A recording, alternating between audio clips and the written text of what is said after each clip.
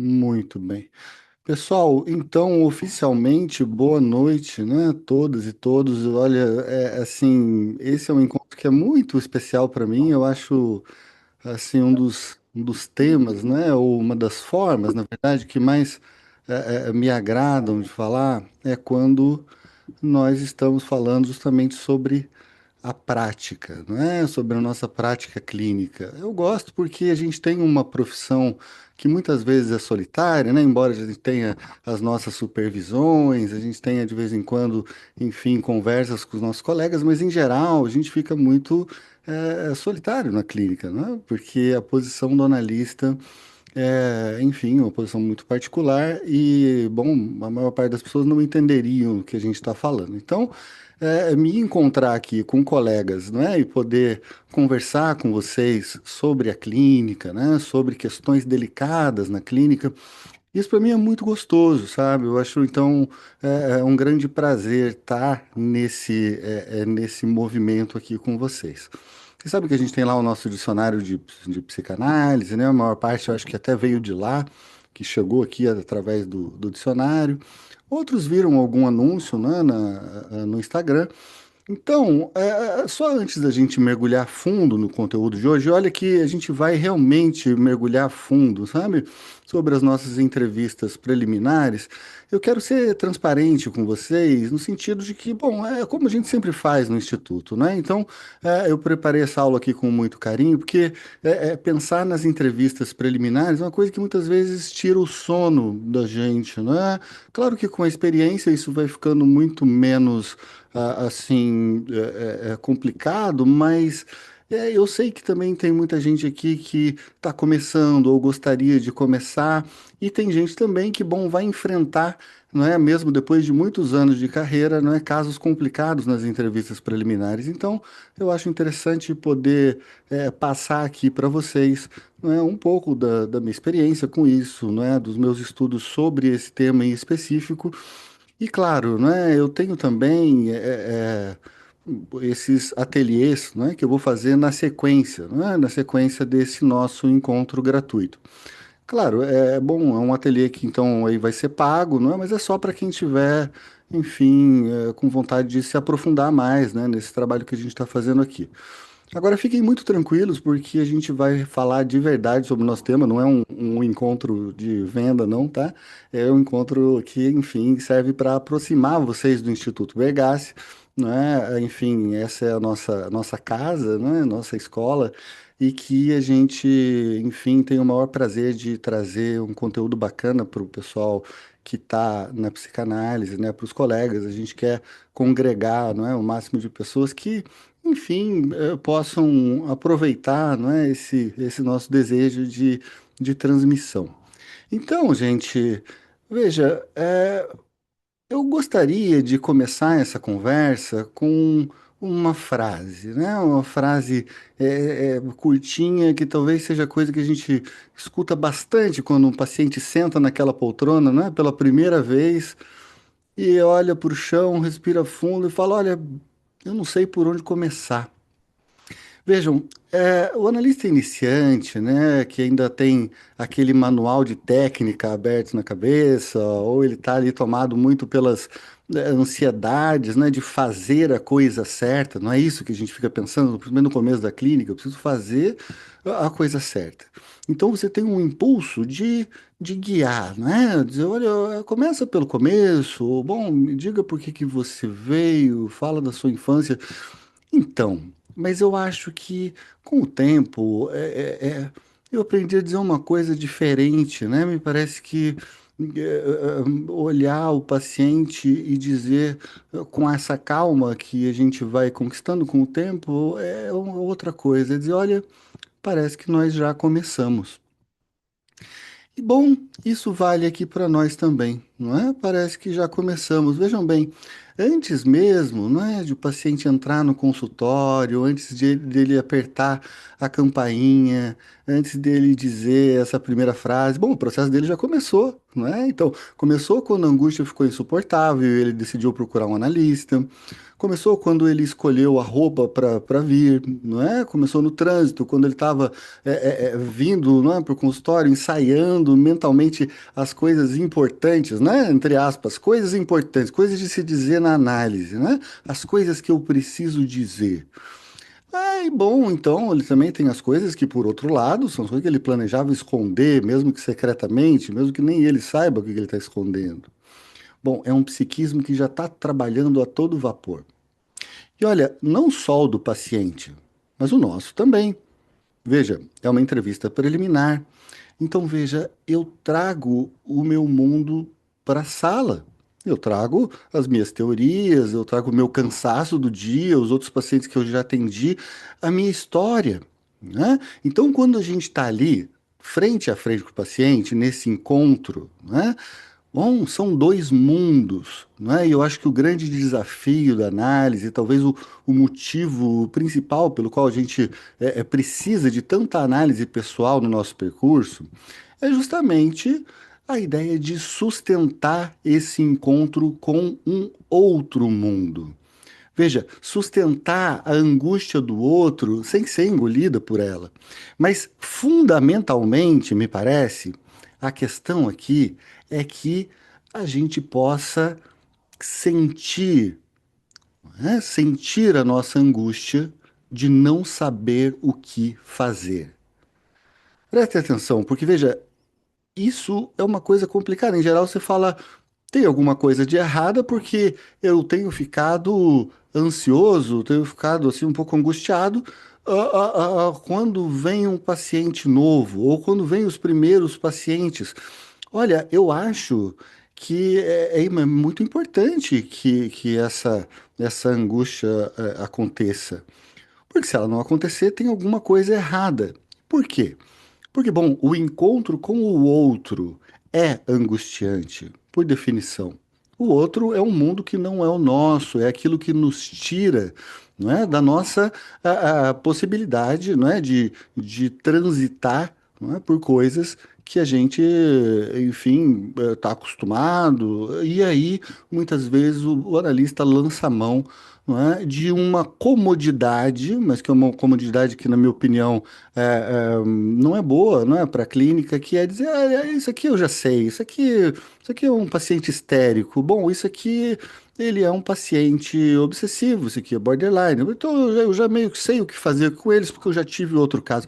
Não, é um mundo novo.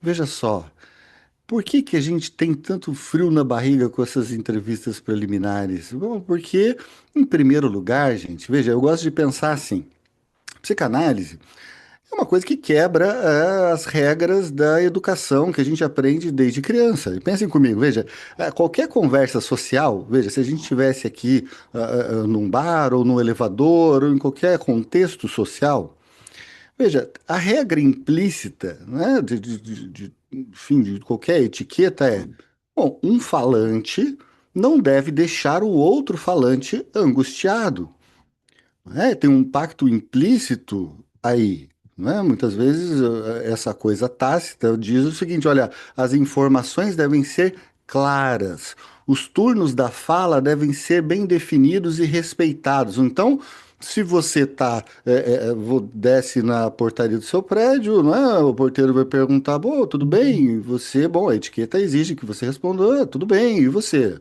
Não é? Porque esse tudo bem e você é enfim, uma demanda que a gente precisa responder, tá certo? Veja, percebam como no social o silêncio é visto como uma coisa constrangedora, né? Como um buraco que precisa ser preenchido bem rapidamente com qualquer assunto. Então a gente vai para aqueles assuntos. Ah, pois é o tempo, né? Então, como é que tá? E o futebol? Ah, pô, o time tá ganhando, o outro tá perdendo. Pois é. Mas vejam, não é de bom tom no social, a gente não responder àquilo que o outro nos demanda, certo? Então veja, se a sociedade é construída para evitar a angústia, e é exatamente isso, porque no final das contas, né, a gente pode pensar no mal-estar na civilização. Veja, a civilização, no final das contas, é um enorme sintoma, não é? A gente pode pensar nisso, como que, no final das contas, a civilização, de certa maneira, ela é uma organização para evitar a angústia. Mas e na análise? Bom, na análise a gente pega essas regras e suspende. Isso não quer dizer que o analista vai ser um analista mal educado, mas é que as coisas ali ficam diferentes, não é? Então, quando você recebe um paciente pela primeira vez, esse paciente vai, se você fizer o seu trabalho como analista, ele vai sentir um estranhamento.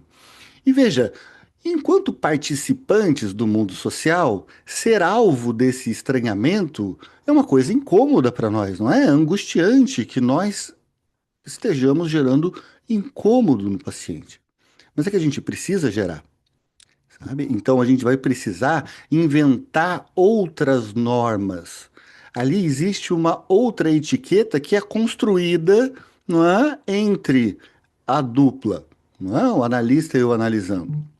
Veja, então a gente vai pedir que os nossos pacientes façam uma coisa que para eles é radicalmente nova, que é associar livremente na frente de um desconhecido. Sabe, o Christopher Bollas, um autor que eu gosto muito, né? Quem conhece das minhas aulas sempre me vem falando dele.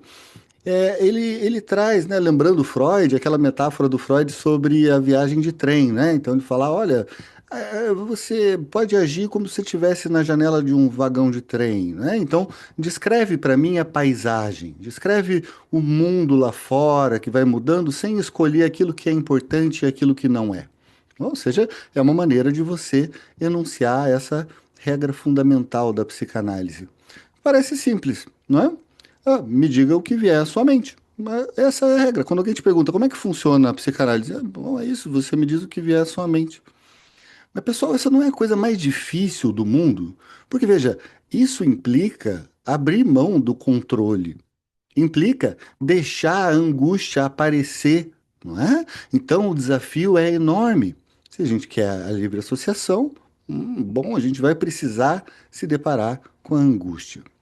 Veja, a gente vai precisar apontar para uma cena do qual o próprio analisando não tem consciência e que opera nele, mas que ele teria uma angústia enorme em pensar ou em falar sobre aquilo, e você é justamente aquele que aponta para essa coisa fedorenta, para essa coisa angustiante, repulsiva que ele não gostaria de pensar. Então, bom, o lugar do analista, de fato, não é um lugar assim tão simpático muitas vezes, embora o analista em si, a pessoa dele possa ser bastante simpática, né? E eu não vejo problema nenhum que o analista seja muito delicado com os pacientes, e eu acho que ele deve ser, não é? Porque, naturalmente, você está tocando em temas dolorosos. Então, a empatia do analista vai justamente ele desenvolver um tato, não é? Agora, isso a gente vai ver com mais profundidade aqui para frente. Veja só, é tudo muito complicado porque, bom, a gente não conhece a cena inconsciente daquele que nos chega. A gente tem só o nosso pensamento clínico, não é? Que é uma coisa que vai se desenvolvendo com o tempo. Ele nunca se resolve totalmente, não é? E nem resolve essa angústia das entrevistas iniciais, não é? Então, eu vou dizer uma coisa que pode parecer assim complicada, mas é o que enfim, eu estou reafirmando o que eu já disse. Olha, é fundamental que haja angústia. Portanto, se você está começando, você está angustiado, muito bem, você deveria estar angustiado. A questão é, você consegue sustentar a sua angústia para que a do paciente possa encontrar ali um lugar para poder existir? Ou você, através da sua angústia, vai tomar uma fala social qualquer que impede o processo de análise? Esse é o indicador, né? É um indicador interessante, ou seja, quando não tem angústia, É porque a gente está supondo, a gente está projetando nossas fantasias, nossas teorias decoradas, nossos grafos, nossas qualquer coisa que seja sobre o paciente. Ou seja, você está jogando a rede da teoria para ver o que que você vai puxar de volta daquele paciente.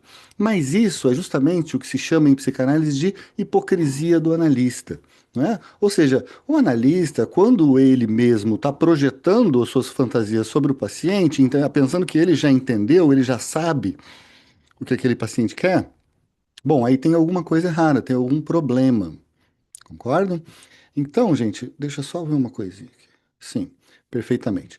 Então, bom, a gente não faz isso, não é? A gente não vê o que a gente quer ver, né? Porque senão você perde o principal, que é a novidade radical daquele sujeito. Percebe? Então, veja, aqui a gente está num mar revolto, não é? Fundamental que a gente tenha formado um enquadre analítico na nossa cabeça. Olha que importante esse termo, um enquadre analítico interno. Porque o enquadre analítico não é dizer, olha, vai ser uma vez por semana, você me paga tanto, a duração é de 50 minutos. Não. O enquadre que eu estou falando é o enquadre mental do analista. Que, aliás, o Luiz Cláudio Figueiredo, que eu gosto muito, tem um livro inteiro sobre a mente do analista, é maravilhoso. Vocês não leram um livrinho pequeno, bacana pra caramba. Então, vale muito a pena. E olha, ter um enquadre é quase o oposto de ter decorado as regras sobre o que fazer e o que não fazer. Né? Eu vejo muitos grupos, não é? Às vezes até no Instagram e tal, e as pessoas quebrando pau por causa do, isso não pode, isso pode e tal, e vira toda uma questão normativa que perde o principal. Né? Então, veja, eu vou compartilhar com vocês as minhas próprias angústias, né? Não só as do começo da minha carreira, mas as que eu sigo tendo, né? Cada vez que o outro aparece pela primeira vez, né? Seja no consultório, seja assim, quando a gente atende online, enfim, tenho as minhas também.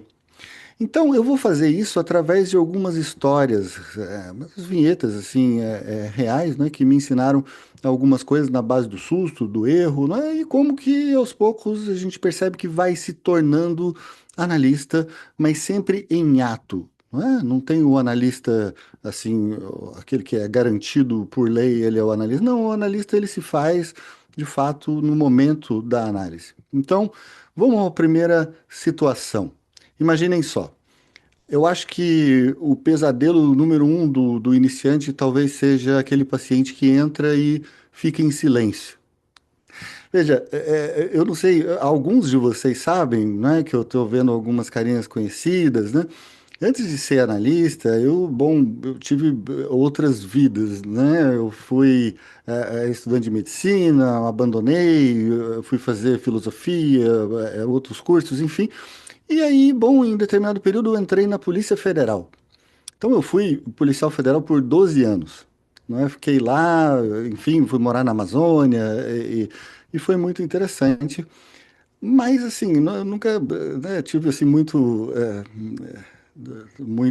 vamos dizer, talento assim, não é como policial, mas enfim, eu tinha que fazer o meu trabalho, era um ganha-pão, né? Então, ali na polícia, vejam só, eu estou dizendo isso porque na polícia o silêncio do outro era um problema, não é? Então, era um obstáculo, né, à investigação.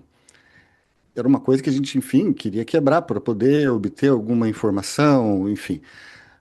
Quando eu vou fazendo essa transição tão radical, né, da polícia à psicanálise, bom, essa parte policial, de certa maneira, ela é uma parte que vive em todos nós. A gente quer resolver os casos, não é? Tem uma parte nossa que é assim, meio Sherlock Holmes.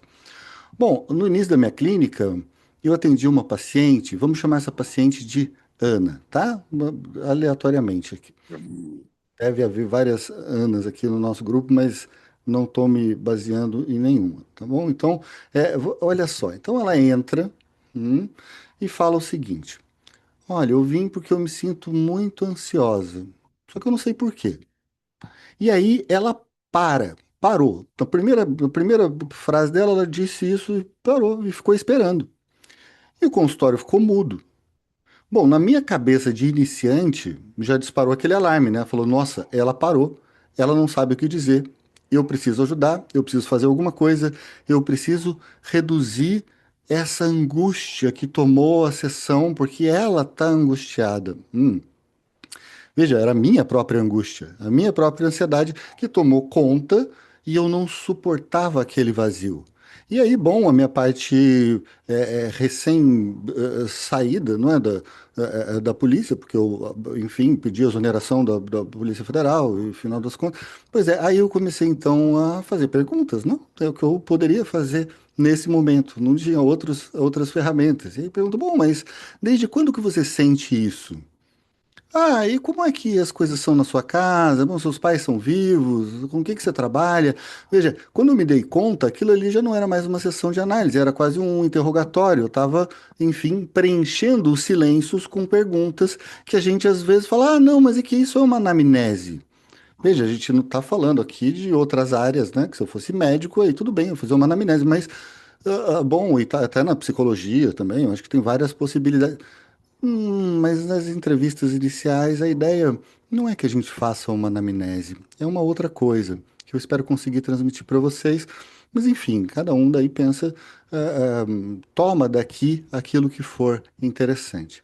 Agora, eu levei então esse caso para supervisão naquela época, né? E bom também para minha análise pessoal. E aí eu tive que entender uma verdade que foi dura para mim, né? Entender que o problema não era o silêncio dela, o problema era o meu silêncio. Veja, eu percebi o quanto o silêncio me era incômodo. Eu não sabia ouvir o silêncio. E eu não sabia ficar em silêncio. Então, bom, eu aprendi essa lição que eu acho que é interessante dizer para vocês que é o seguinte: a pior bússola, gente, para as nossas entrevistas preliminares é buscar tapar as nossas próprias angústias, seja com uma pergunta, seja com uma interpretação ou com qualquer com outra coisa que o valha, porque aí quando você está fazendo para evitar a sua angústia, é porque você não está conseguindo sustentar a angústia do paciente. Veja só, levou um tempo, mas daí eu fui me tornando menos ansioso, né? Fui trabalhando isso em mim na análise, enfim, na própria clínica, e essa paciente continuava vindo. Sabe aquele paciente que você fala, meu, por que que ela continua vindo? Eu não estou fazendo nada, eu estou aqui sendo uma fraude, coisa, por exemplo, porque eu não consigo ser um analista com ela. Parece que com os outros até flui, mas ela fala tão pouco. Então, e aí a gente foi aos poucos aprendendo a habitar esse silêncio juntos. Eu comecei a entender que tinha diferentes tipos de silêncio, né? Tem o silêncio de resistência, tem o silêncio de raiva, tem muitas possibilidades para o silêncio. Tem um silêncio que é mais contemplativo, mas o silêncio da Ana bom, isso me parecia ser aquela espécie de silêncio de quem se contorcia sem conseguir pensar em qualquer coisa para dizer. Era um silêncio de vazio, de falta de representação. Então, depois de algum tempo, bom, como sempre, ela chegou, se sentou e ficou quieta, de novo. Mas dessa vez eu fiz uma coisa diferente, né? Eu não disse absolutamente nada, não puxei assunto, não fiz perguntas, coisa nenhuma. Só relaxei. Relaxei o corpo na poltrona, desviei o olhar dela, pensando que talvez esse olhar pudesse também ser algum tipo de invasão para que ela pudesse pensar. Olhei ali para a cortina da sala e comecei a exercer essa coisa que o Bolas chama de atenção enlevada. Tá, depois eu vou falar sobre essas coisas, tanto a ideia do enquadre interno, quanto esses tipos de atenção, isso eu vou falar nos outros ateliês. Mas aqui vejam só, o que que eu começo a escutar, né? O que que está ao redor? Ah, o barulho do ar-condicionado, tem uns passarinhos cantando ali na janela, né? Tem uns cachorros brigando na rua, assim, meio longe. Mas eu comecei a me permitir estar ali sem ter que fazer nada. Porque vejam só, essa é a grande questão. Os iniciantes começam pensando o seguinte: bom, mas o que que eu preciso fazer? Ou, e se eu ficar sem saber o que fazer? Veja, você não tem que fazer nada, você precisa ser alguma coisa. E nós vamos ver o que que nós temos que ser, então. O que que é esse ser analista? Veja, quando essa paciente notou que de fato eu estava relaxado, que eu não estava esperando nada dela, que eu não estava numa posição de ataque nem de cobrança, aí tem uma coisa que muda na postura dela. Veja, pela primeira vez, e eu, isso não é por acaso, não é? Então, ela se encosta totalmente no sofá, o corpo cede, e aí ela me diz a seguinte coisa, que eu achei tão bonitinha, ela diz o seguinte: você sabe por que que os canários se chamam canários? Eu até me assustei, né? Falei, nossa, mas eu não ouvi a voz dela há um tempo. Olhei meio surpreso, falei, não. Ela, é porque eles são originários das Ilhas Canárias. Pronto, gente, o campo estava aberto. Sabe, naquele momento, se eu fosse o policial ou o médico, não é? Aquele que está fazendo lá uma série de perguntas, não é? Ah, bom, isso talvez não tivesse acontecido. Mas, vejam só, o que que isso, né? Porque veja, ela falou então sobre os Canários e as Ilhas Canárias. E aí eu pensei, então, será que eu tenho que interpretar isso? O que que isso tem a ver com ansiedade? Sei, não sei. Eu poderia então, se eu tivesse ficado muito angustiado, falar, ah, bom, vamos voltar então à conversa, aproveitando que você falou, e me fala como é que isso tem a ver. Não, gente, pelo amor de Deus, ela abriu uma porta maravilhosa e agora eu vou falar de ansiedade? Mas é claro que não. Eu já estava em outro lugar. Eu fiquei lá escutando. Veja, a gente fica sabendo algumas coisas sobre canário, sobre urso, sobre curiosidades aleatórias, e aí já dá para a gente escutar sem pressa de entender, sabe? Sem fazer logo uma relação simbólica, tipo, ah, canário, mas ele tem uma gaiola que você está presa. Não, sabe? Não, fica lá ouvindo, ouvindo ela começar a falar, ouvindo ela fazer o pequeno canto de canário dela, percebe? Que estava escondido por camadas e camadas de adaptação ao que o outro esperava dela. E, portanto, quando eu era esse outro que ela supunha estar esperando alguma coisa dela e eu, com as minhas perguntas, reforçava isso, naturalmente ela se calava, assim como ela se calava em outros lugares. Então, a vida inteira ela teve que ficar respondendo perguntas. Ela teve que corresponder a alguma expectativa de alguém. E então, quando ela entendeu que eu realmente não esperava nada dela, aí ela pôde começar a falar. Percebem? Então, olha só, o que que aconteceu aqui teoricamente? Não é? Aconteceu aquilo que o Figueiredo está chamando de enquadre interno. O Luiz Cláudio Figueiredo ele tem uma coisa muito bacana. Ele fala: olha, o consultório não é feito de paredes, poltrona, divã. O consultório, gente, é a mente do analista, percebe? Então, ele usa a metáfora do espaço côncavo de hospitalidade. Imagina uma tigela, né? Para receber a sopa, a tigela precisa estar vazia. Se a sua mente está cheia de ansiedade, cheia de regras rígidas, ela vira uma bola convexa, né? O paciente joga angústia e ela bate e volta para o paciente. Então, como é que a gente se torna essa tigela, esse continente, não é, para as angústias do paciente? Então, na primeira entrevista com a Ana, minha mente era convexa. Eu estava cheio de mim, das minhas questões, percebem? Então, naquela sessão dos canários, aí sim foi quando eu consegui me tornar côncavo, ou seja, eu consegui me tornar assim, não é, um continente seguro onde essa curiosidade tímida dela pode começar a pousar. Percebe? Então, essa é a função do silêncio na entrevista preliminar também. Criar o espaço para que o sujeito apareça, nem que seja falando de passarinho, percebe? Agora, a gente pode pensar também no extremo oposto disso. Veja, o silêncio assusta, mas também a situação do paciente que fala demais também pode ser paralisante para o analista. Hum? Veja, é a angústia de ser atropelado por uma fala que não te dá espaço para absolutamente nada. Então eu quero contar sobre uma paciente adolescente de 17 anos que me procurou e, bom, entrou na sala que um furacão sentou, começou a falar sem parar. E olha, não era uma fala associativa, né? Não, era uma metralhadora. Ela estava falando de, enfim. E aí, bom, eu falava da escola, da mãe, da amiga, da roupa, tudo misturado, assim, numa coisa meio frenética. E bom, mas isso está um pouco estranho. Mas aí eu tentava, então, novamente, errando, não é? Porque a gente erra sempre, eu acho que faz parte. Eu abri a boca para tentar pontuar uma coisa que parecia importante. Ou fazer então, ela fazer uma pergunta sobre alguma coisa e ela me interrompia bruscamente e falava, olha, literalmente ela falava assim: fica quieto que eu não terminei. Fica quieto que eu não terminei. Bom, vocês conseguem imaginar, né? A pessoa te mandando ficar quieto. Aí, bom, você se sente frustrado, não sei, pelo menos eu me senti um pouco assim de raiva, né, pela grosseria. Eu pensava, bom, eu sou analista, eu precisava trabalhar, então você não está me deixando trabalhar.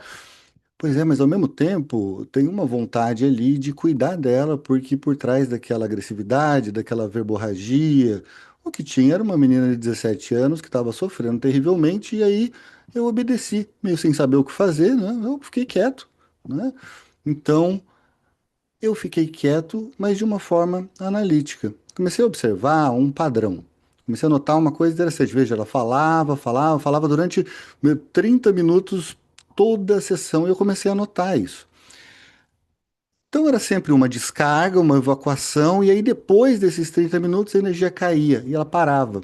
Ela começava a chorar e nesse segundo momento, aí, bom, a mágica acontecia, né? Porque depois do choro ela começava a fazer associações muito interessantes, aí não tinha nenhum problema, qualquer tipo de interpretação ou de fala que eu fizesse. Pelo contrário, ela até valorizava as coisas que eu estava dizendo, ela me escutava, e ela começa a entrar numa análise com uma transferência muito interessante.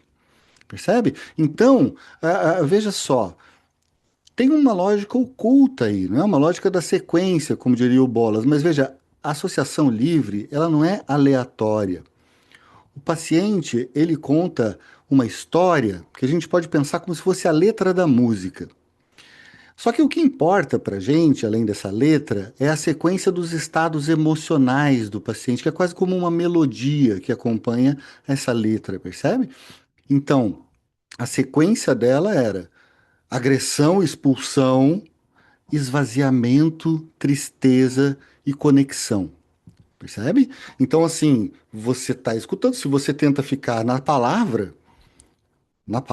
veja como isso é insuficiente.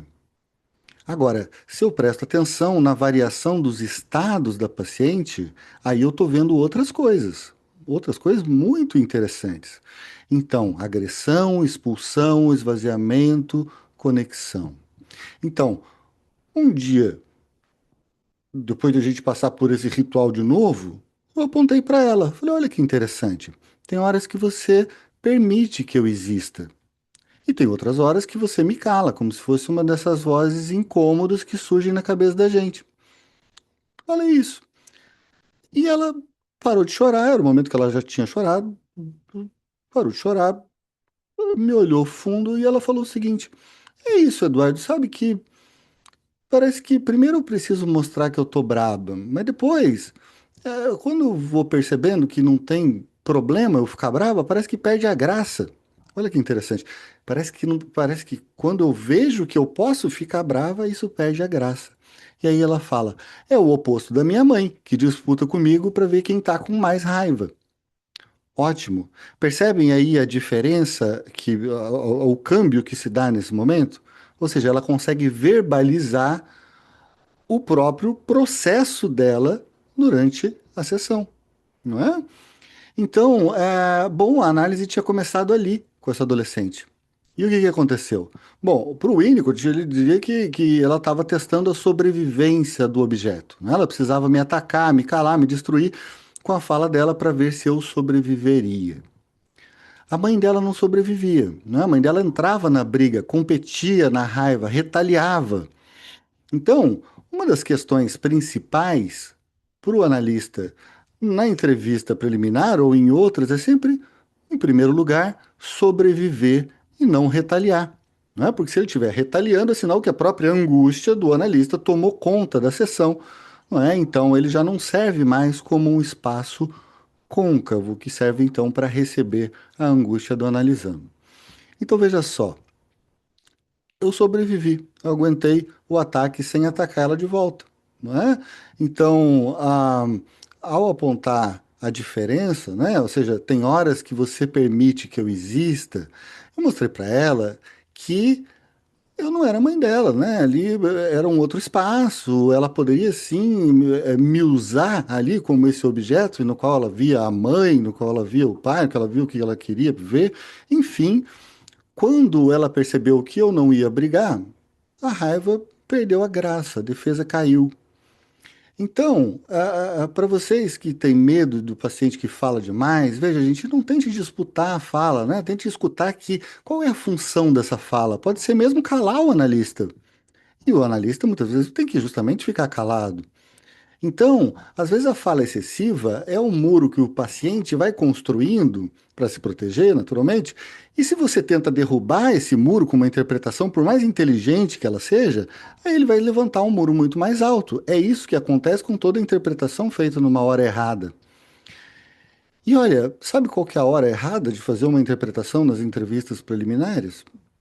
A maioria delas. Porque nas entrevistas preliminares a gente está ali num primeiro momento de acolhimento, não no momento de interpretação ainda. Espera, observa onde é que estão as brechas, espera a poeira baixar. E aí você pode mostrar o que está sendo construído ali. Né? Agora vamos para uma terceira cena.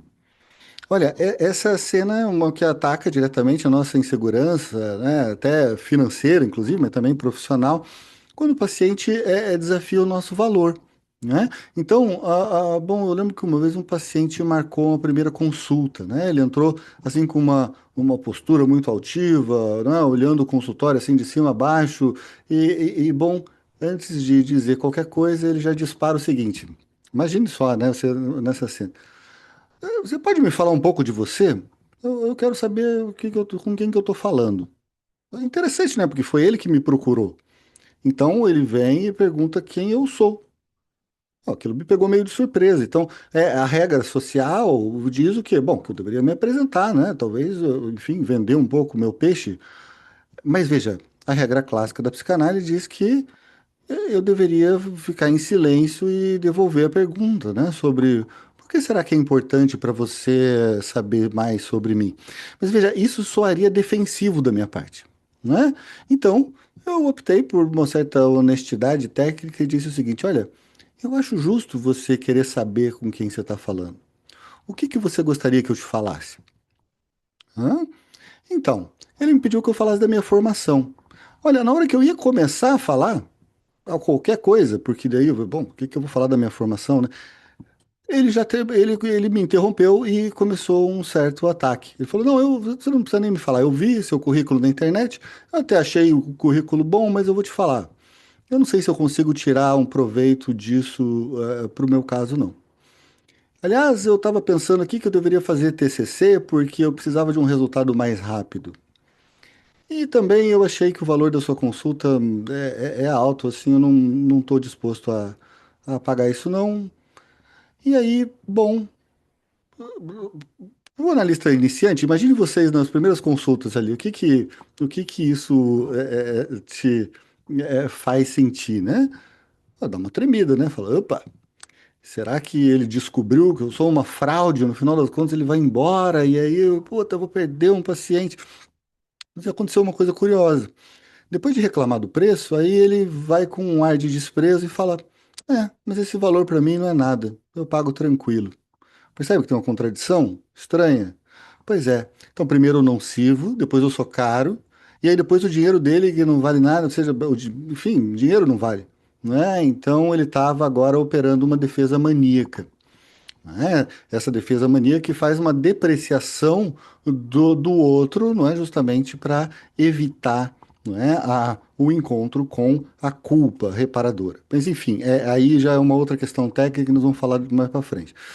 Ah, ele precisava me depreciar para se sentir no controle, ele precisava afirmar a superioridade dele sobre mim, né? E aqui eu gosto muito de pensar com um antropólogo, né, o Marcel Mauss, a ideia de dádiva, não é? Então, veja, na vida comum, veja, de novo, falando aqui sobre a lógica da vida social e a lógica da psicanálise. Na vida comum, a gente tem uma lógica da troca comercial, né? Ou seja, eu falei bom dia, você fala bom dia de volta. Eu pergunto tudo bem com você? Sim, e com você também. Ou eu te dou um dinheiro, você me dá um serviço, né? É assim no médico, é assim em qualquer lugar que você vai. Ou seja, se o seu serviço for ruim, eu vou reclamar, tá bem. Agora, a análise, ele não opera dentro dessa lógica comercial. A análise, ela tem uma lógica distinta, que é muito mais parecida com aquilo que o Moss fala sobre essa lógica da oferenda. Gente, quando vocês vão até seja lá qual for enfim, religião de vocês, se é que tem alguma, mas mesmo que não tenha nenhuma, imagine uma cena então meio mais não religiosa, que é o seguinte: você vai lá a Roma, não é? E aí falam para você, olha, se você jogar uma moedinha por cima das costas na Fontana de Trevi, não é? Você então voltará a Roma. Percebe? Você faz uma oferenda. Mas não é que você joga a moedinha para trás e aí você ganha uma passagem de volta para Roma. Isso seria uma lógica comercial, né? Eu troco dinheiro por passagem, portanto eu comprei a passagem. Veja, na oferenda, não, você entrega alguma coisa preciosa, não é? Pode ser um presente, pode ser o seu dinheiro, pode ser sua fala. E aí você espera que alguma coisa vá retornar transformada. Veja, essa lógica da oferenda, ela é muito interessante para a gente pensar a psicanálise. Porque esse paciente, por exemplo, ele estava tentando transformar a relação analítica numa relação comercial fracassada, para não ter que fazer a sua oferenda de confiança. Percebe? Ou seja, se ele depositar ali a confiança dele, ele não recebe uma coisa imediatamente em troca. Hã? Então, para várias tribos e várias culturas, enfim, se você recebe um presente e já dá um outro na mesma hora, aquilo ali é visto como uma coisa extremamente ofensiva, porque ele está te fazendo uma oferenda. Então, se você devolve ou se você paga, não é, é a mesma coisa que você receber um presente e você querer pagar pelo presente que o cara te deu. Isso é uma desfeita, não é? A gente fala, é uma desfeita. Pois então na psicanálise também a gente precisa entender essa lógica de, bom, ele te entrega e aí o que que você vai oferecer de volta? Não sei. A gente ainda não sabe também, porque nesse momento a gente é a Fontana de Trevi, percebe? Então vamos lá. Veja, com o paciente, naturalmente, eu não podia brigar, nem ficar defendendo o meu currículo, nem ficar defendendo a psicanálise, não é? Então, porque a psicanálise é melhor que o TCC, viu? Não faça não, se fosse você, eu sei lá, né? Eu não vou fazer isso. Então, eu precisava falar com a angústia que estava por trás daquela arrogância, não com a arrogância, percebe? Então, eu disse para ele o seguinte, falei, olha, é muito difícil poder falar com um estranho, só que você veio. E talvez seja importante para você estabelecer alguns limites para que eu não invada o seu mundo. Ok, você não precisa me dizer nada que você não queira, mas tudo que você tiver vontade, você pode me dizer. Então, assim, eu validei a defesa dele, né? E assim, gente, o importante é entender o seguinte: eu não estou aqui para dizer quais são as formas certas de dizer alguma coisa, mas é para entender como a gente passa de um momento de confusão a um momento em que a gente acaba acertando alguma coisinha ali. Percebe? Então vocês provavelmente fazem isso de formas muito diferentes e não tem problema nenhum. Então, a minha ideia aqui é só a gente pensar o seguinte: como que a gente está saindo dessa lógica angustiante do estou quebrando o social, não é? Estou sendo assim meio incômodo. Gente, você vai ser incômodo se você for psicanalista. Não é? Então, valida a defesa dele, não é? Disse, você tem o direito de se proteger de mim. E isso desarmou o ataque. Veja, ele parou de falar de dinheiro, né? E aí ele começou a me dizer num tom mais baixo, né? É que eu acho ruim que você saiba sobre mim e eu não posso saber nada sobre você. Mas veja, aí estava a ferida, a assimetria. Veja, o fato que ele estaria ali exposto e eu protegido. E bom, o que que eu teria que fazer? Novamente, validar o sentimento dele. Então, eu digo, talvez a situação de viver em uma relação assimétrica não seja exatamente uma novidade para você. Você já teve essa sensação alguma vez? Bom, aí eu tô, claro, remetendo a algo que eu não sei o que, porque é uma pergunta aberta, não é assim? E, bom, ali foi o ponto de virada, porque ele suspirou e me disse: olha, a vida inteira. A vida inteira eu senti essa coisa, que ninguém me levava a sério. Quando eu era criança, eu era o filho mais novo, meus pais sempre me trataram como alguém de segunda linha. Pronto. Então, começou a análise. De novo, percebe? É, mas veja, gente, isso não aconteceu porque eu fiz exatamente a fala correta. Isso aconteceu porque eu consegui em algum momento sustentar a minha posição que era eu sou o analista. E se você é o analista, você não tem que fazer nada, você tem que continuar ali sendo, percebe? E aí todo mundo fala, ah, não, mas não é assim, eu preciso falar alguma coisa, você mesmo falou. É verdade, eu falei, inclusive eu usei como exemplo, mas qualquer coisa que você fizesse aqui no sentido de validar e permanecer numa postura de quem, mesmo sentindo angústia, sustenta essa angústia na frente do paciente, está em um ótimo passo para levar de uma forma boa, não é, a sua entrevista inicial, percebe? Então veja, aquele cara arrogante, né, que depreciava meu currículo, meu preço e tal, era, na verdade, ele era o caçula ferido, né, que se sentia de segunda linha. Ele estava me atacando para ver se eu trataria ele também como de segunda linha, rejeitando, né, dizendo, olha, então se você não quer, eu sinto muito, eu não posso te ajudar, você veio aqui, você que me procurou, o que que você está enchendo meu saco? Não, veja só, ele estava vendo que se eu aguentava o tranco, ótimo, o que eu tenho que ter na cabeça é, eu consigo aguentar o tranco se algum paciente me falar umas coisas assim, se ele me maltratar, se ele me mandar calar a boca? Como é que você aguenta o tranco? Então, gente, isso aí também não é para ficar assustando as pessoas que estão começando, né, dizendo, nossa, vai chegar uma pessoa assim. Eu não sei, vão chegar outras, com outras questões. A ideia é, você vai conseguir aguentar o tranco? Porque é disso que se trata. E entendem, então, por que que eu digo que fazer a análise pessoal é mais importante do que fazer qualquer curso teórico? Porque você aguenta o tranco não é porque você sabe a teoria freudiana de cabo a rabo, mas é porque você tem a possibilidade, não é, de em algum momento dizer, olha, eu me conheço, eu estou sentindo que eu fiquei angustiado, mas eu também sei que depois dessa angústia vem alguma coisa que eu não sei exatamente o que, e aí eu faço de novo com aquela lógica da dádiva, só que agora para mim mesmo. Eu falo, olha, eu vou permanecer aqui, eu vou ficar aqui, eu vou não fazer nada, eu vou só ser, tá? Então veja, eu acho um ponto muito importante. Então olha só, essas três histórias, a menina dos canários, a adolescente brava, esse cara cético e arrogante, então naturalmente está mostrando para nós que, obviamente, você já sabe, mas não é uma receita de bolo, não é? Mas a gente tem uma certa bússola, não é? Uma bússola que, bom, precisa nos dizer aonde que o paciente está naquele momento. Então, veja, eu não uso muito o pensamento de estruturas clínicas, porque eu prefiro não rotular o paciente, dizendo, ah, esse é neurótico, esse aqui é borderline, né? Porque, em geral, vocês vão ler sobre as entrevistas preliminares e dizer, olha, você precisa pelo menos diagnosticar, assim, é neurótico ou é psicótico. Porque se for psicótico, você não pode interpretar, porque se interpretar, ele pode, enfim, surtar. Perfeito.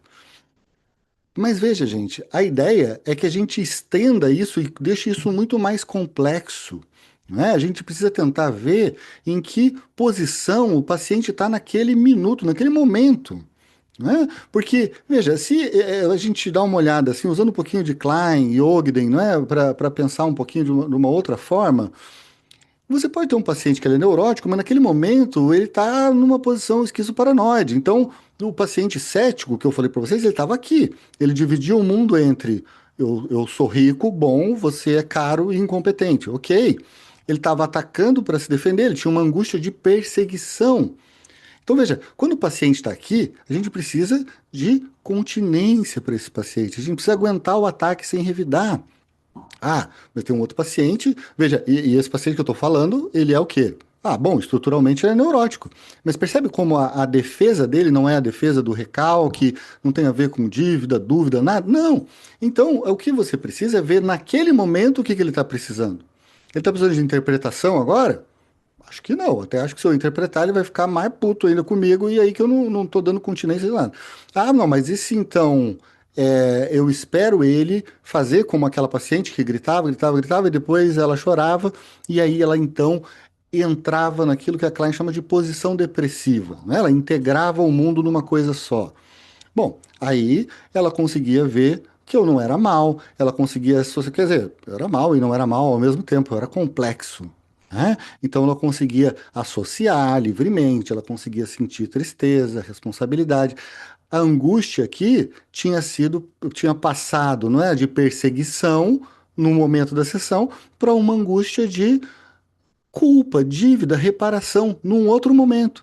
Percebe? Então, por isso que a questão diagnóstica, para mim, é uma coisa mais delicada, né? Porque eu não acho que essa ideia de ficar fazendo diagnóstico seja tão interessante para a nossa clínica. O interessante é a gente conhecer as flutuações, entender o que que é uma defesa neurótica, e que daí, então, vale a pena a gente talvez imaginar o momento certo da interpretação, e o que que é uma defesa mais arcaica, que então vale mais a pena a gente fazer um holding ou dar uma continência, percebe? Então, tem mesmo alguns momentos, veja, aquela primeira paciente, né, a Ana, do silêncio.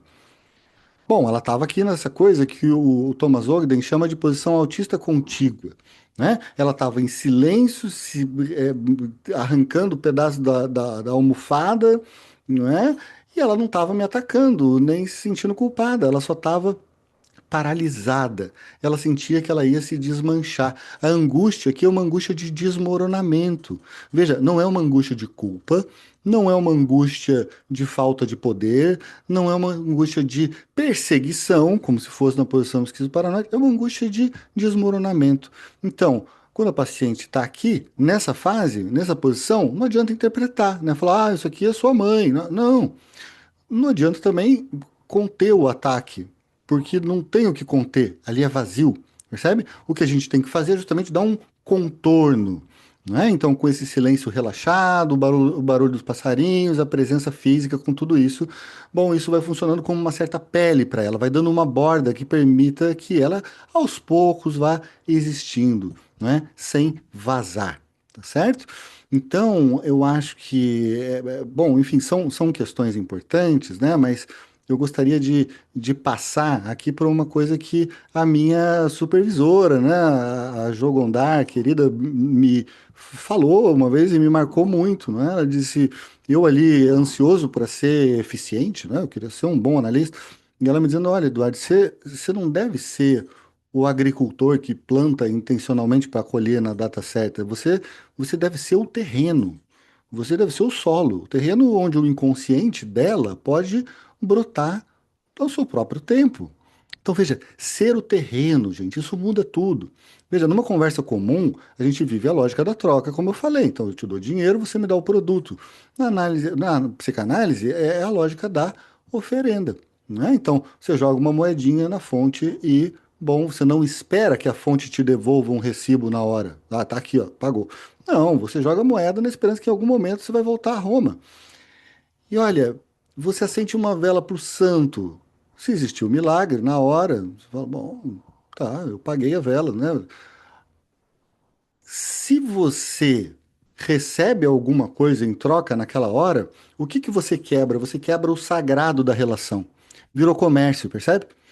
Então, o analista ele precisa se recusar a ser um comerciante de interpretações e de explicações ou de qualquer coisa que seja. Ele precisa justamente se retirar disso e entender que ele é o solo. Ele é a fonte onde a moedinha é jogada, aquela confiança é depositada. Em algum momento alguma coisa vai voltar? Talvez, a gente também não sabe. Mas o que a gente pode fazer é ser um bom solo, um solo nutritivo, um solo que não se coloque numa posição que permita não é, a transferência acontecer.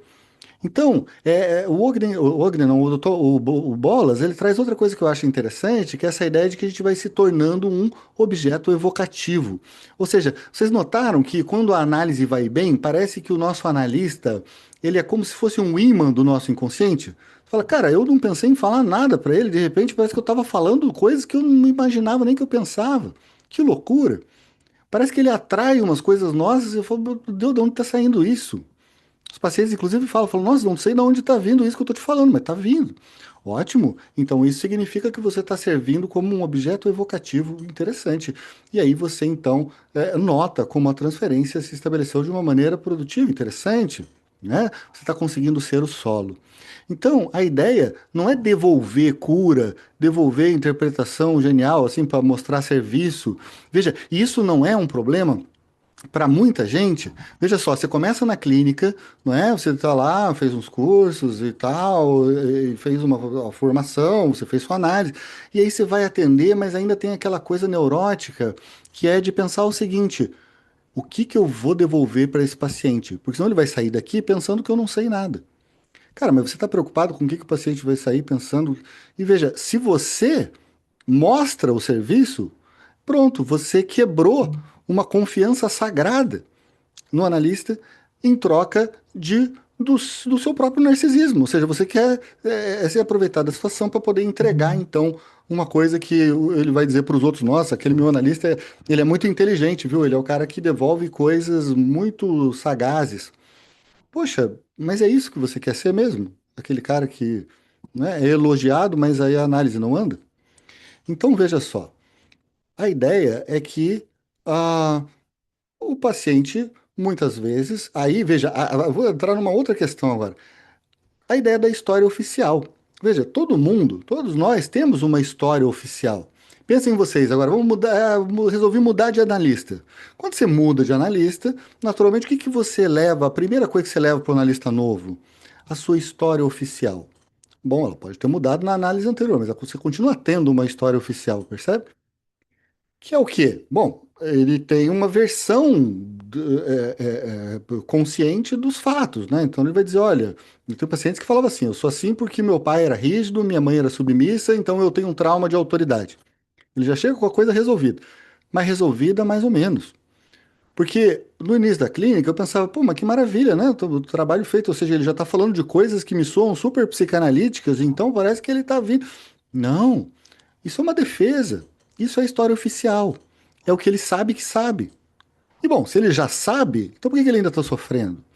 Bom, porque a verdade do inconsciente não está na história oficial. Ela está no que sobra, percebe?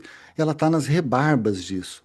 Então, eu tive um paciente assim, um professor universitário muito culto, não é? Ele me explicou toda a depressão dele sociologicamente, psicanaliticamente. Ele foi estudar psicanálise para se entender melhor. E aí ele tinha burnout, não é? Falava, não, mas isso aqui eu trabalhava numa universidade, né? Falava, academia hipócrita, né? E tudo parecia que fazia muito sentido. Mas é claro, era uma fala morta. Até que no meio da sessão ele fala uma frase que é o seguinte: ah, eu só queria ficar na minha chácara rebocando as paredes. Eu estou construindo para morar lá quando me aposentar, eu quero parar com esse negócio. Só que nesse momento ele fala de um jeito que o olho dele brilha, percebe? Você vê que aquele negócio que ele falou da chácara foi interessante, ele mudou o tom de voz. Veja, ali tinha uma coisa viva. E aí, bom, nesse momento eu já não estava mais fazendo aquelas interpretações absurdas, então eu falei, olha, aquela coisa do tipo, ah, bom, as paredes são assim, os seus muros, né? Você está se protegendo de quê? Barará. Não, gente, olha, lembra seu terreno? Então, eu falei, olha, uma chácara. Você pode me falar mais da chácara?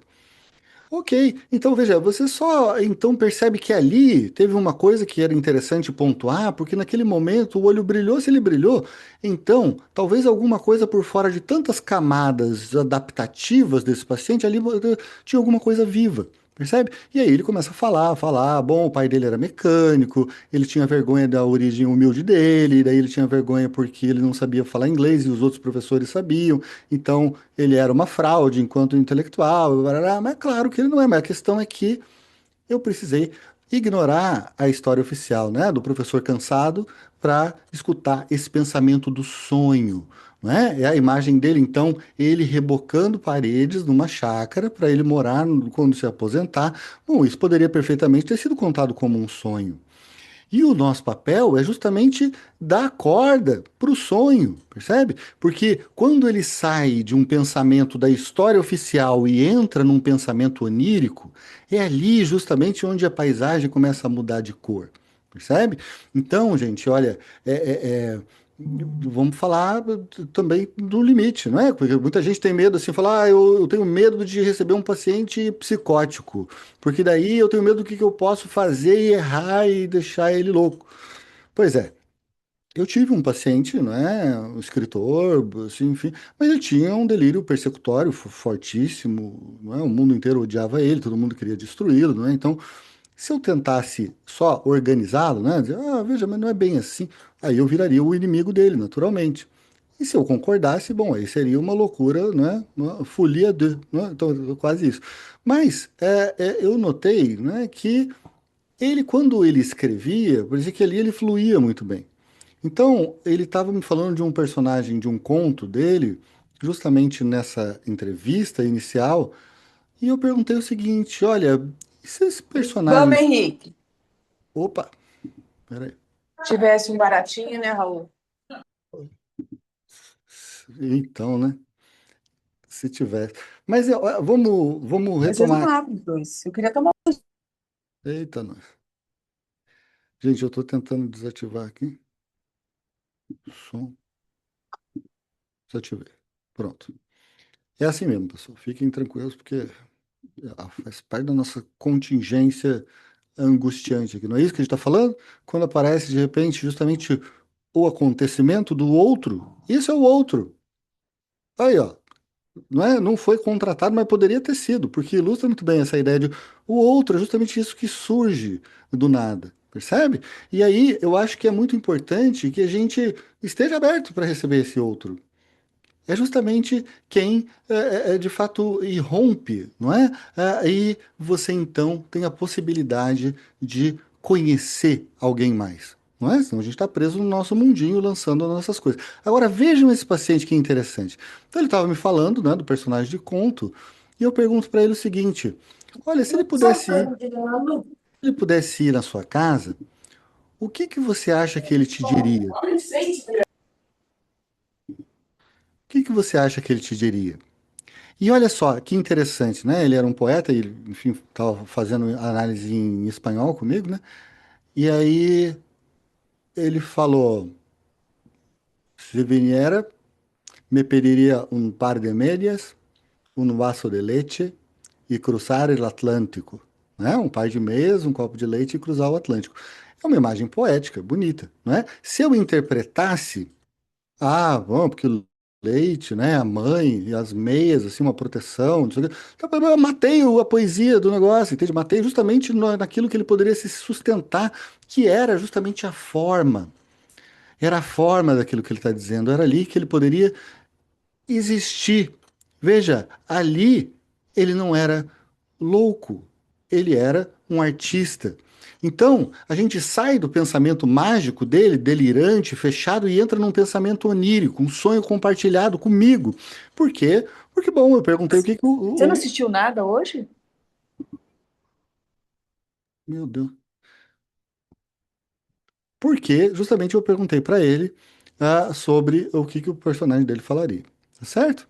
Então, gente, a ideia não é consertar o delírio de ninguém. Deixa eu...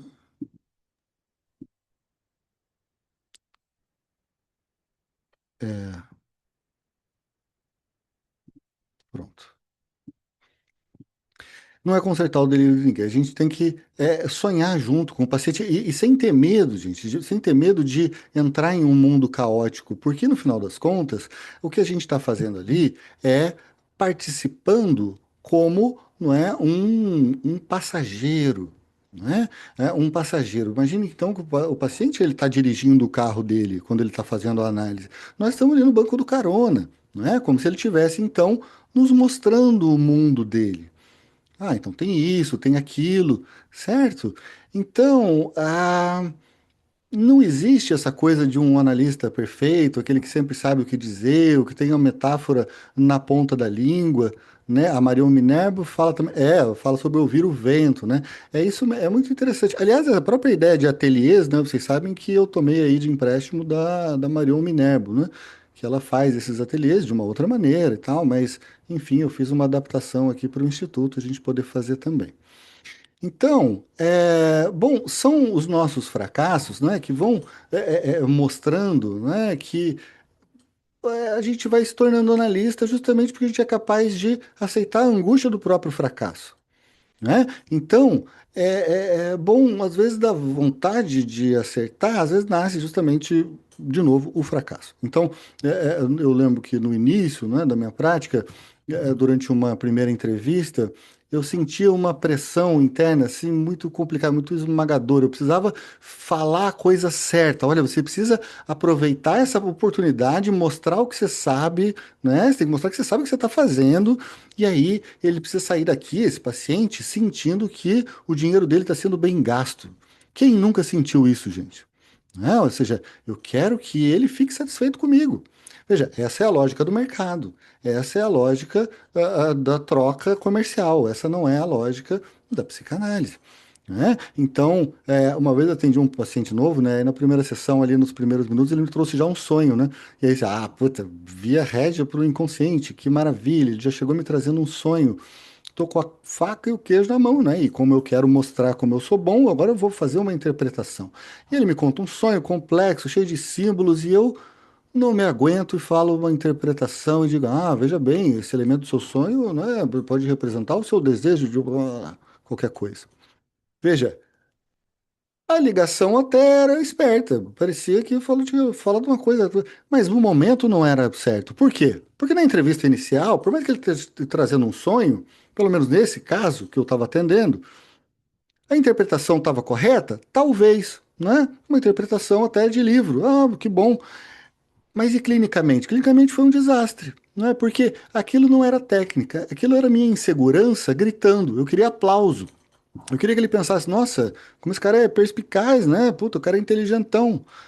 Bom, mas aí, se ele tá me levando um sonho na primeira consulta, e aí eu tô já pensando não só no conteúdo, mas eu tô pensando no que ele está fazendo ao me trazer um sonho na primeira sessão, bom, talvez ali ele quisesse dizer uma outra coisa. Talvez com esse sonho ele estivesse me dizendo, olha como eu sou um bom paciente. Olha como eu trago coisas legais. Você pode brincar comigo? E aí, ao invés de brincar com ele, eu estava fazendo o quê? Desmontando o brinquedo dele para explicar, olha, isso aqui funciona assim, isso aqui é assim. Cara, ao interpretar o sentido, eu estava recusando justamente esse gesto de entrega dele. Eu intelectualizei o vínculo. Olha só. Então, você transforma um momento de encontro num momento de aula, né? E aí, justamente para não ter que ficar dando aula para os meus pacientes, é que eu venho aqui e marco essas coisas com vocês, porque daí eu fico explicando as coisas e não fico atrapalhando a análise de ninguém, né? Porque daí, na hora da análise, eu consigo deixar de ficar explicando. Vocês não têm vontade, às vezes, de explicar as coisas para os pacientes? Ó, porque isso aqui é seu superego, veja bem. Hum, é, Então, acontece muito, né? Então, eu acho que nas entrevistas preliminares sempre desconfiem da vontade de ser inteligente, de entregar, de mostrar serviço, né? A interpretação fora da hora, ela é uma intrusão, né? Então, é o analista colocando o seu eu na frente do paciente. Percebe? Então, nesse momento, eu devia ter só recebido esse sonho, né? Eu devia ter brincado com as imagens, devia ter dito, que sonho curioso, como é que você se sentiu aí acordando dele, né? Mantido o espaço potencial aberto, ao invés de fechar com uma certeza, com uma interpretação, com o meu eu, percebe? Com a minha angústia. Ana, eu vou só pedir para a gente deixar as perguntas para o final, porque eu ainda tenho um materialzinho para falar, senão eu não vou conseguir, tá bom? Então, veja só, é, se o paciente traz esse ouro, né, numa primeira sessão, então, gente, não vamos avaliar o quilate, fazer a interpretação, guarda, guarda. Veja, a fonte, recebeu a moedinha, guarda lá, deixa cair até o fundo. Ótimo, isso vai voltar, você não vai esquecer, aquilo já foi importante, tá certo? Então, a análise ela precisa de digestão, não precisa de mastigação rápida, tá certo? Então, bom.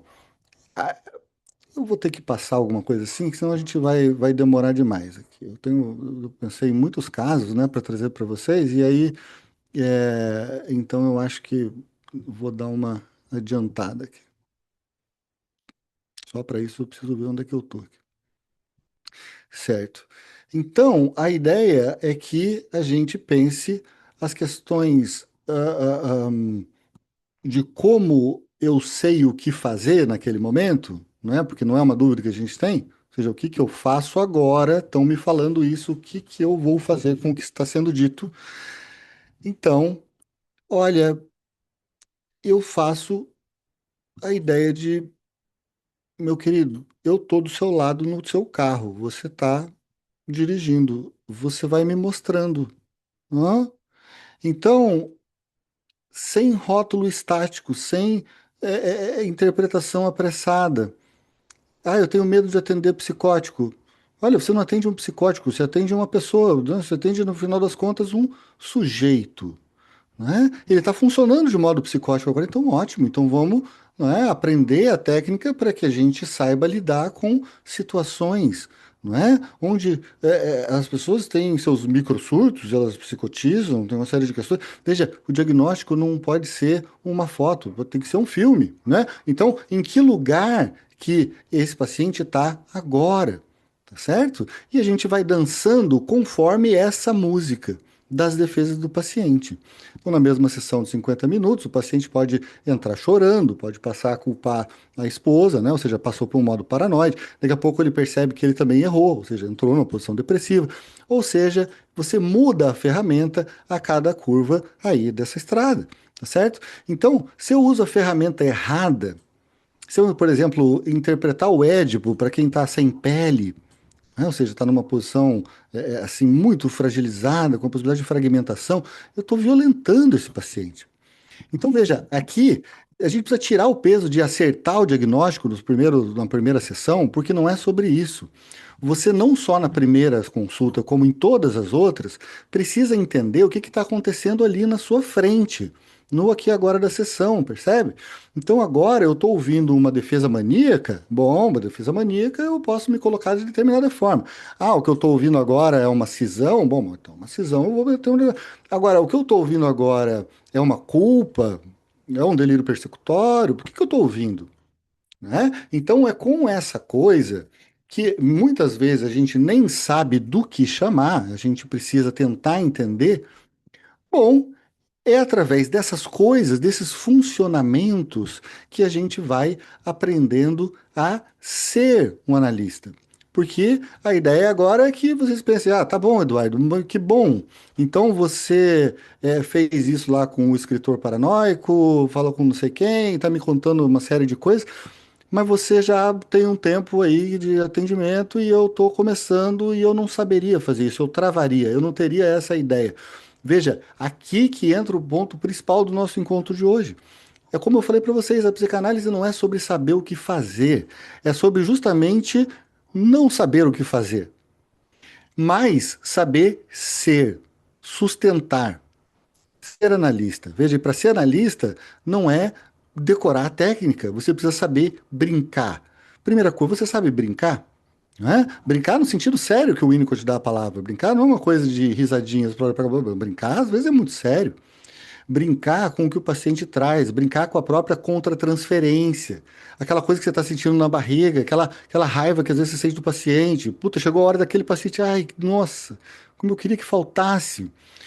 Certo, mas você não vai desmarcar com o paciente porque você queria que faltasse, você vai sobreviver, percebe? Então, eu acho que isso mostra, de novo, como a parte mais importante não são os seminários, os livros, e tal, é a própria análise do analista, né? Então, bom, eu no começo, tudo que eu ia lendo em termos teóricos, eu ficava achando, ah, bom, eu lia sobre histeria, eu falava, nossa, como eu sou histérico, lia sobre neurose obsessiva, ah, não, eu sou neurótico obsessivo. Tudo eu era que eu estava lendo, perto. Então, eu estava tentando fazer o quê? Racionalizar quem eu era. Estava tentando me dar um rótulo para me acalmar.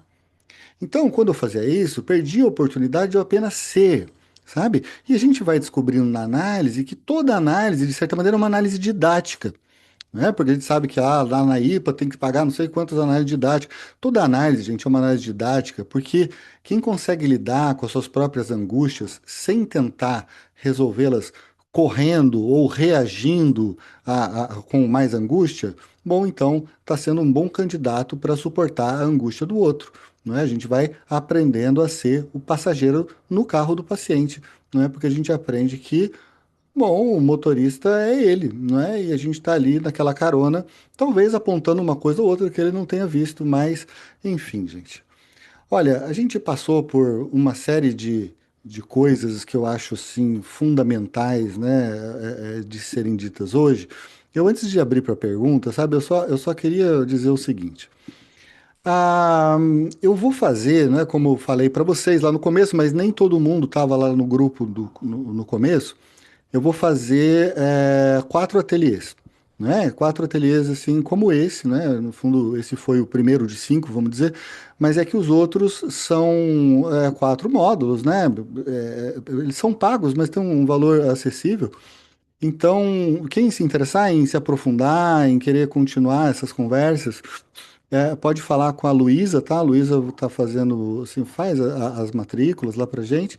E aí a gente vai ter no módulo um, né? Vamos pensar essas análises que ficam estagnadas, né? Como manejar assim, as resistências, usar a escuta polifônica, saber quando interpretar, como interpretar, não é? Quais são os tipos de fala possíveis. Vamos pensar em como fazer esse holding, como dar contorno, né? Porque às vezes fala, você tem que dar contorno. Mas o que que é dar contorno, né? Então, esse é o nosso primeiro encontro, né? Vamos discutir o que fazer com silêncio, com a fala maníaca, com as faltas do paciente. No 2 a gente vai mergulhar assim em fundo na ideia da interpretação da transferência, né? Entender o que está acontecendo naquele aqui e agora da sessão, como eu disse para vocês. Eu acho isso fundamental, tá? Então, o que fazer com o que o paciente está fazendo com você no aqui e agora? Não é? Como lidar com transferências que às vezes são hostis, às vezes transferência erótica, às vezes uma transferência, que, enfim, tem muitos tipos. E aí é importante a gente saber como evitar, né, a tentação de salvar o paciente, de saber a hora certa de agir, enfim, é bom, muitas vezes a gente precisa aprender também qual que é a hora da gente não agir, tá certo? Então, no terceiro, né, já fechando aqui, terminando, vamos estudar a contratransferência, né? Eu gosto muito de como o Ogden pensa isso, né? Ele tem um livro que chama Reverie e Interpretação. Ele é a base desse ateliê nosso, então a gente vai ver a diferença enorme entre interpretar um paciente e sonhar com o paciente, né? Com a proposta do Bion, do Ogden, enfim, de vários outros, entender na prática, né? O que que a gente pode, o que deve, né, levar para análise pessoal e o que que a gente pode usar como ferramenta na sessão, tá? É, é, e no 4, no quarto e último, a gente vai falar sobre a ideia da construção desse enquadre interno. Ou seja, a gente não está falando aqui que o consultório é a mente do analista.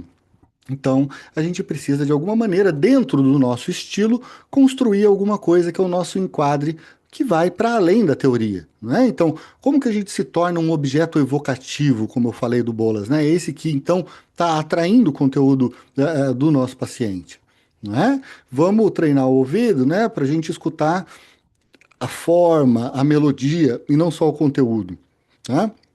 Então, gente, hoje foi só o nosso primeiro encontro. Naturalmente, eu espero que ele tenha sido útil para quem veio hoje, para quem quis vir só hoje, né? Que é esse que é o nosso encontro gratuito. Eu fico muito feliz com a presença de todos vocês e agradeço demais. E aí, bom, quem, enfim, quiser se aprofundar, é só falar com a Luísa lá no grupo, tá? Eu queria abrir aqui para a Ana me fazer uma pergunta. Fale, Ana.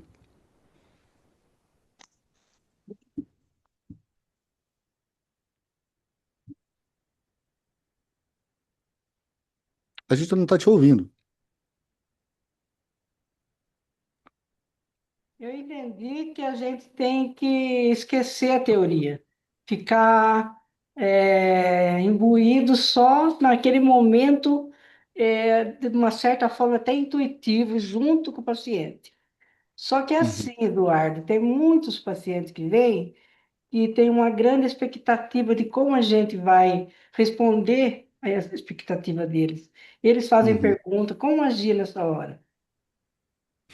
Então, Ana, deixa eu dividir em duas partes. Primeiro, o seguinte, não se trata de esquecer a teoria. Pelo contrário, justamente quando a gente está falando aqui, a gente está dando a ideia de que a teoria, ela tem que estar, como diz a Marion Minerva, justamente, a teoria encarnada.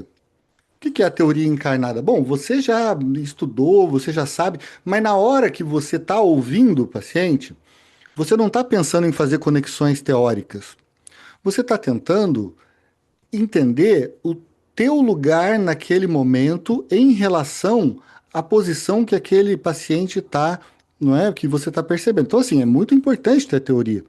Mas é que o problema é que se você tiver a teoria e não tiver essa ideia justamente de você poder sustentar a angústia, você acaba respondendo à demanda do paciente ao invés de percorrer com ele aquilo que de fato importava, percebe? Porque o paciente ele está o tempo inteiro ligado naquilo que você se incomodou de pensar, de perguntar, de falar. Né? Então, ele está ali o tempo inteiro. Ah, você mudou de expressão quando eu falei isso. Eles estão olhando para nossa cara. Né? Então, a gente precisa entender o seguinte: quando eles estão perguntando as coisas, não tem problema nenhum, Ana. Assim, faz muito parte mesmo que eles tenham dúvidas, que eles perguntam, mas você acha que eu sou histérico? Poxa, eu preciso saber disso. A gente vai perguntar, fala, não sei, talvez, porque às vezes a gente não sabe mesmo, não é? Ou ele vai te perguntar se ele deve casar ou comprar uma bicicleta. Aí você pode perguntar, fala, mas interessante a sua pergunta. Por que que você acha que eu seria uma pessoa interessante para te dizer o que que você deveria fazer? Entende? O que lugar será que eu estou ocupando para você a ponto de você me perguntar o que que você vai fazer da sua vida? Então, você devolve para ele a questão seguinte: quem eu sou para você nesse momento que você está me perguntando uma coisa que é só você que pode responder? Né? Uhum. Então, a ideia é essa, mas você aproveita a pergunta para pensar assim: se ele está me perguntando isso, o que está mobilizando essa pergunta?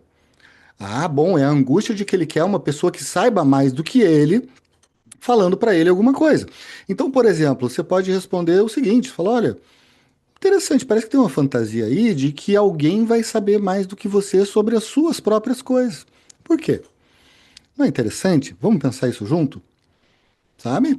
Então, esse é um lado, né, Ana? Agora, tem muitas situações que a gente vai se colocando, mas aí, sabe, Ana, a gente, como tem um encontro aqui que é curto, não dá para explorar tanta coisa, mas eu espero que isso já dê uma ideia, sabe, sobre quando você ficar angustiada, pense em primeiro, não responda na hora, tá?